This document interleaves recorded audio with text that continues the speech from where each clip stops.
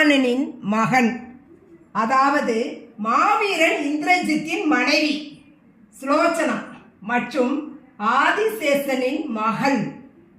இந்திரஜித் போர்க்களத்தில் லட்சுமணனால் கொல்லப்பட்ட போது அவனது கை மட்டும் துண்டிக்கப்பட்டு சுலோச்சனாவின் அரண்மனைக்குள் வந்து விழுந்தது. தன் கணவனின் கையை சந்தித்த சுலோச்சனா அவன் இறந்து விட்டான் என்பதை உணர்ந்தான். ஆனால் அவளது கணவனின் உடல் ராமரின் முகாமுக்குள் இருந்தது.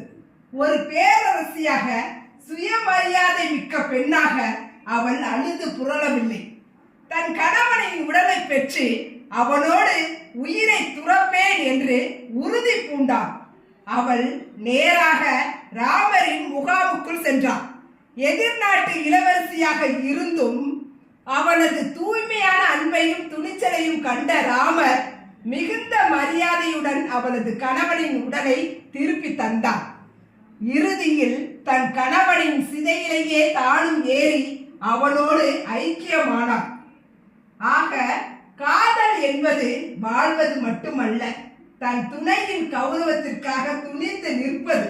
ஒரு மாவீரனின் மனைவியாக தன் கணவனின் வீரத்தை போற்றி அவனது இறுதி பயணத்திலும் அவனோடு சென்ற அந்த